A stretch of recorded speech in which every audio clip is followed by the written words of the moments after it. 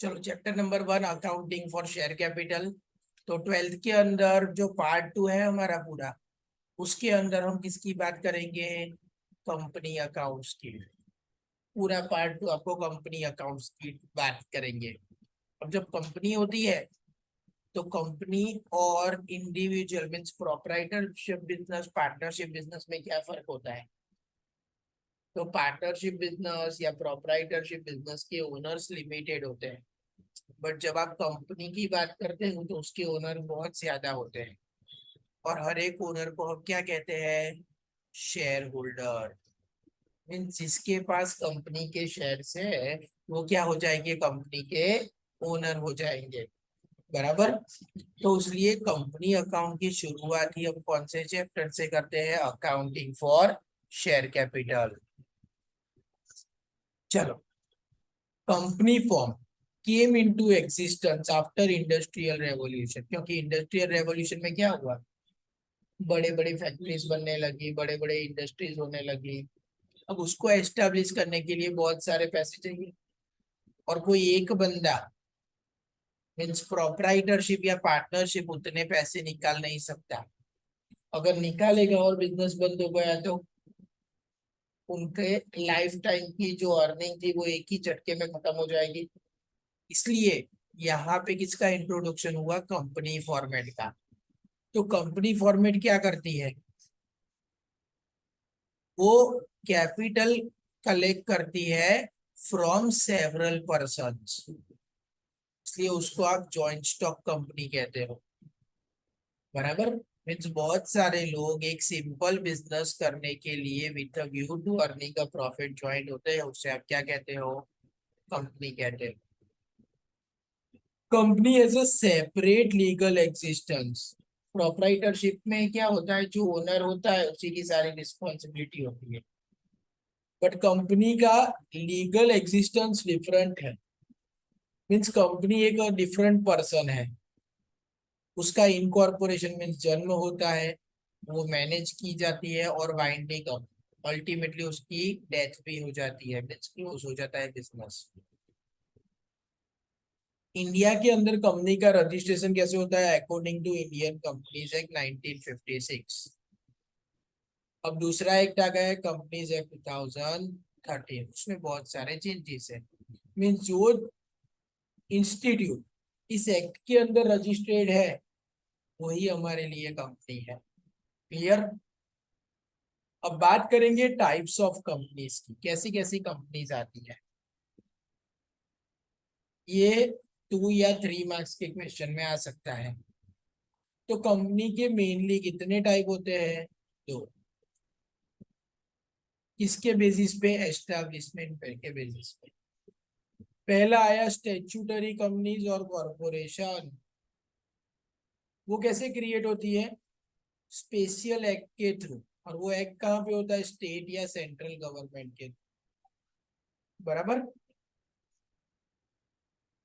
तो स्टेट या central government के एक्ट के मुताबिक जो कंपनी बनती है, likewise LIC, new India insurance, GSFC। बराबर। जिसकी ओनरशिप में ज्यादा प्रोपोर्शन किसका होगा? गवर्नमेंट का। तो ये स्टेचुटरी कंपनीज और कॉर्पोरेशन। और registered company means the companies which are registered under companies act, उसको आप रजिस्टर्ड कंपनी कहते हो। ज्यादातर कंपनी कौन सी होती है? Registered company. तो ये टाइप किसके मुताबिक हुआ है? According to the establishment. Clear.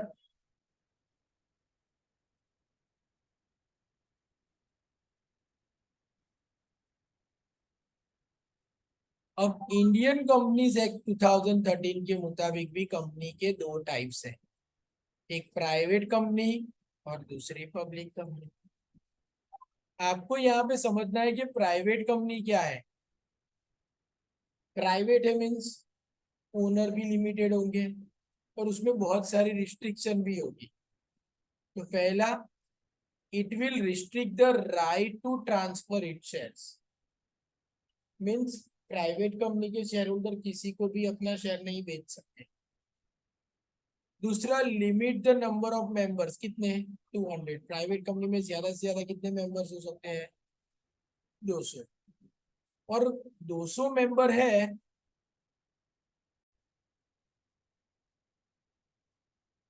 तो चलो, प्राइवेट कंपनी क्या है? तो पहला, प्राइवेट कंपनी के शेयर होल्डर अपने शेयर किसी को भी ट्रांसफर नहीं कर सकते। दूसरा, number of share hold number of members कितने रख सकते हैं? लिमिटेड 200। इसलिए वो लोग क्या नहीं कर सकते? पब्लिक में इनविटेशन नहीं दे सकते कि आप आके हमारे शेयर या डिबेंचर्स या कोई भी सिक्योरिटी सब्सक्राइब करो। और उसमें मिनिमम कितने मेंबर होने चाहिए? 2। एक मेंबर वाली भी कंपनी हो सकती है, उसको ओपीसी कहते हैं। ये रहा, 1 पर्सन कंपनी, जिसमें एक ही मेंबर होता है। बट प्राइवेट कंपनी के अंदर एटलीस्ट कितने मेंबर होने चाहिए? 2, और मैक्सिमम 200। वो लोग क्या नहीं कर सकते? तो अपने शेयर को किसी के विदाउट परमिशन ट्रांसफर नहीं कर सकते। और प्राइवेट कंपनी पब्लिक में इनवाइट नहीं कर सकती कि आप हमारे शेयर या डिबेंचर या कोई भी सिक्योरिटी खरीदो। तो उससे उल्टा पब्लिक कंपनी क्या है? तो जो प्राइवेट कंपनी नहीं है वो पब्लिक कंपनी है, बराबर, which is not a private company. It means public company में मिनिमम कितने मेंबर होने चाहिए और मैक्सिमम मेंबर्स की कोई रिस्ट्रिक्शन नहीं है। सपोज मेरे पास 2 शेयर से किसी कंपनी के, एक शेयर मैंने आपको बेच दिया, तो एक मेंबर बढ़ गया ना। 100 शेयर थे तो एक एक शेयर सबको बेच दिया, तो और 100 मेंबर हो गए, 99 मेंबर्स बढ़ गए। तो यहाँ पे maximum number of share holder की कोई लिमिट नहीं है, बराबर। मिनिमम कितने होने चाहिए? 2। तो ये दूसरा टाइप हुआ अकॉर्डिंग टू द कंपनीज है। चलो, उसके बाद तीसरा टाइप होता है according to the liability of members. और मेंबर की लायबिलिटी के मुताबिक कंपनी के कितने टाइप है? 3 टाइप। पहला, company limited by shares. It mean suppose आप कंपनी के शेयर होल्डर हो, 10 रुपीज की फेस वैल्यू का शेयर है और 10 रुपए आपने पे कर दिए। अब कंपनी ने लॉस किया और कंपनी बंद हो गई, तो सपोज कंपनी के पैसे भी खत्म हो गए बट क्रेडिटर को चुकाना स्टिल बाकी है, तो वो क्रेडिटर ऐसा नहीं कह सकते कि भाई आप अपने शेयर बेच, शेयर तो, पैसे तो जीरो हो गए। तो कंपनी शेयर होल्डर को ऐसा नहीं कह सकती कि आप अपनी पर्सनल एसेट बेच के भी कंपनी की लायबिलिटी पे करो। मीन्स यहाँ पे शेयर होल्डर की लायबिलिटी शेयर की फेस वैल्यू तक लिमिटेड है, बराबर। Company limited by guarantee. अब सपोज किसी एरिया को किसी को कंपनी डेवलप करना चाहती है,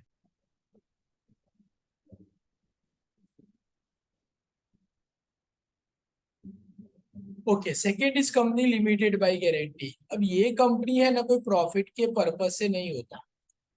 इसको सपोर्ट किसका होता है? गवर्नमेंट का, बराबर। सपोज गवर्नमेंट किसी को डेवलप करना चाहती है, सपोज इंडिया में क्रिकेट डेवलप करना चाहती है, तो board of control for cricket in India.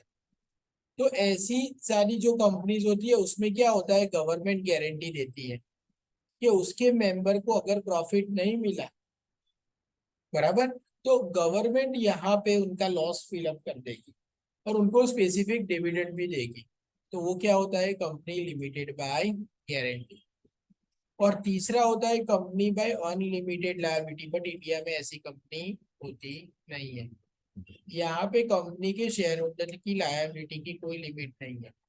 अगर कंपनी लॉस इनकट करती है तो, और अब कंपनी की एसेट या प्रॉपर्टी सफिशिएंट नहीं है, तो जो शेयर होल्डर है उसकी प्राइवेट प्रॉपर्टी में से भी क्रेडिटर के क्लेम को फुलफिल किया करना पड़ता है, बराबर।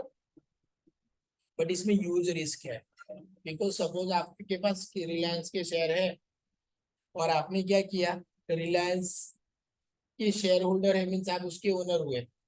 मुकेश अंबानी ने तो धीरे धीरे करके अपने सारे शेयर बेच दिए, वो उसका होल्डिंग तो बहुत कम है, बट आप जैसे बहुत सारे शेयर होल्डर का होल्डिंग ज्यादा है और कंपनी डूब गई। तो अगर ऐसी कंपनी की लायबिलिटी अनलिमिटेड होगी तो कंपनी का जो लायबिलिटी है वो आपको आपकी एसेट बेच के भी पे करना पड़ेगा। तो ऐसा तो ठीक नहीं है ना, बिकॉज आप मैनेजमेंट में तो पार्ट नहीं लेते। तो इंडिया में ऐसी कंपनी अलाउड ही नहीं है। बिकॉज यहाँ पे so therefore such kind of company is not found in India even though now it is permitted by the companies. कोई ऐसी कंपनी बनाता ही नहीं है क्योंकि बनाएंगे तो इसमें इन्वेस्ट कौन करेगा, कोई नहीं।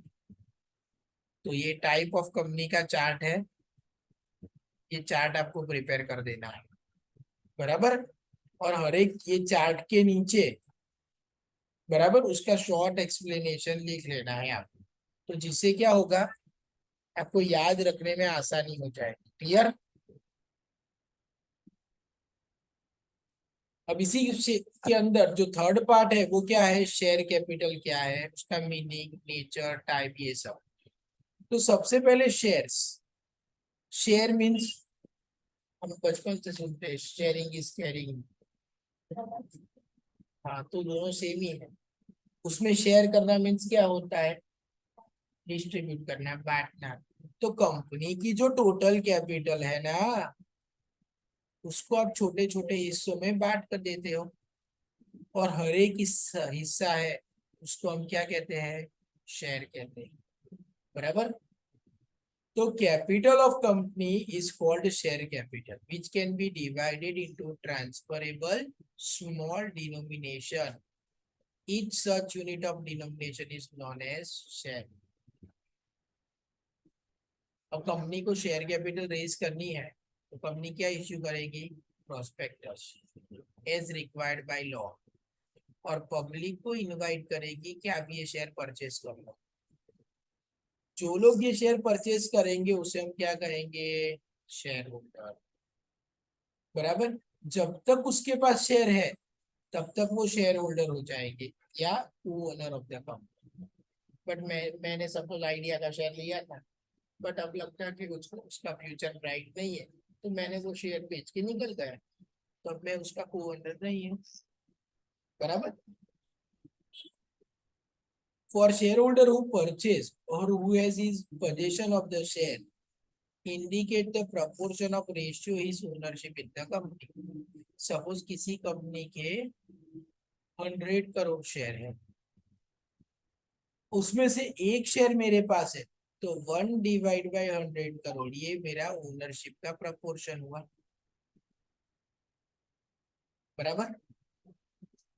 शेयर के बेसिकली टू टाइप्स होते हैं, एक होता है प्रेफरेंस शेयर कैपिटल और दूसरा equity share capital. Preference mean जिसको प्रेफरेंस मिलता है। प्रेफरेंस किस में मिलेगा, दो चीजों में, एक डिविडेंड में। कंपनी का प्रॉफिट हुआ और उसमें से डिविडेंड डिस्ट्रीब्यूशन करना है, तो पहले डिविडेंड किसको मिलेगा, प्रेफरेंस शेयर होल्डर को। उसके बाद अगर प्रॉफिट बचता है then only equity share holder will get. और दूसरा रिटर्न ऑफ कैपिटल।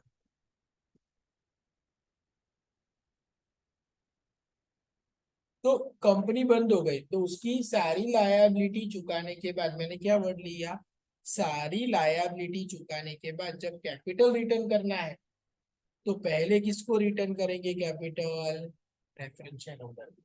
उसके बाद अगर पैसे बचते हैं तो हम इक्विटी शेयर होल्डर को पैसे रिटर्न करेंगे। क्लियर। तो ये हो गया प्रेफरेंस शेयर। और दूसरा टाइप क्या हो जाएगा, इक्विटी शेयर। जो प्रेफरेंस नहीं है वो इक्विटी शेयर। अब प्रेफरेंस शेयर के भी सब टाइप है, जिसमें पहला टाइप क्या आया, cumulative and non cumulative shares. Accumulate करना और क्यूम्युलेट करना मीन्स इकट्ठा करना।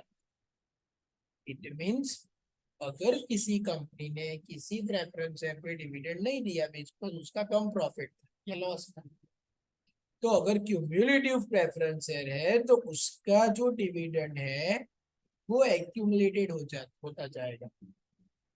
मीन्स आफ्टर 2 इयर्स अगर कंपनी प्रेफरेंस डिविडेंड चुकाना चाहती है तो उसको दोनों साल का डिविडेंड उसको चुकाना पड़ेगा, उसके बाद ही वो इक्विटी शेयर होल्डर को कुछ दे पाएगी।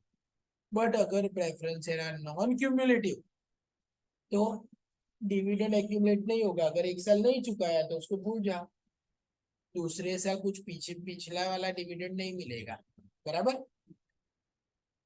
उसके बाद दूसरा टाइप है redeemable and irredeemable preference. Redeemable means return करना।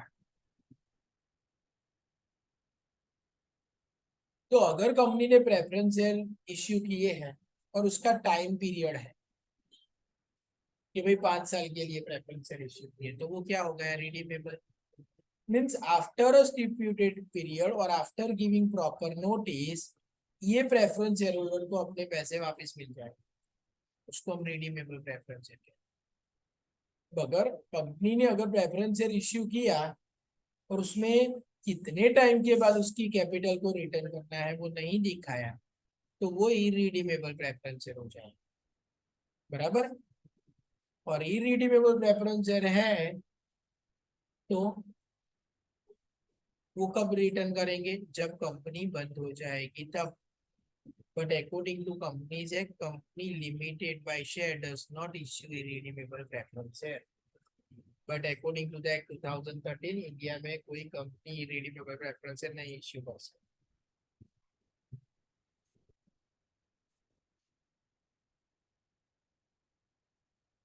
तीसरा पोर्शन है participating and non participating preference. Participate करना मीन्स आपने पार्टिसिपेट किया क्विज में तो आपको बोतल मिली ना पानी की, तो भाग लेना। तो पार्टिसिपेटिंग प्रेफरेंस शेयर है, तो प्रेफरेंस शेयर को रिटर्न में क्या मिलता है, फिक्स रेट ऑफ डिविडेंड मिलता है। उसके बाद जो प्रॉफिट बचता है उसमें से हम किसको डिविडेंड देते हैं, इक्विटी शेयर को। उसके बाद they have a right to participate in surplus profit remaining after distribution of specified dividend to equity shareholders। तो अगर प्रेफरेंस शेयर पार्टिसिपेटिंग है तो इक्विटी शेयर होल्डर को डिविडेंड देने के बाद भी अगर प्रॉफिट बनता है तो उस प्रॉफिट में किसका हिस्सा होगा, पार्टिसिपेटिंग प्रेफरेंस शेयर का। सिमिलरली अगर कंपनी बंद हो गई, इन दैट केस एक अमाउंट कैपिटल का रिटर्न कर दिया किसको, प्रेफरेंस शेयर होल्डर। उसके बाद हमने किसको रिटर्न कर दिया, इक्विटी शेयर होल्डर को, और भी पैसे बचे। तो जो पैसे बचे उसमें भी पोर्शन सरप्लस में राइट किसका होगा, प्रेफरेंस शेयर होल्डर का। अगर प्रेफरेंस शेयर कैसे है, पार्टिसिपेटिंग। बट अगर नॉन पार्टिसिपेटिंग प्रेफरेंस शेयर है तो उसको कोई राइट मिलता नहीं है। और लास्ट टाइप आया convertible and non convertible preference. अगर प्रेफरेंस शेयर होल्डर के पास राइट है, उसके पास ऑप्शन है कि वो अपने प्रेफरेंस शेयर को इन फ्यूचर इक्विटी शेयर में कन्वर्ट कर सकते हैं, फुल्ली या पार्टली। तो वो क्या हो जाएगा, कन्वर्टेबल प्रेफरेंस शेयर। मगर अगर प्रेफरेंस शेयर का कन्वर्जन नहीं होता है इक्विटी शेयर में, तो वो क्या हो जाएगा, नॉन कन्वर्टेबल प्रेफरेंस। क्लियर।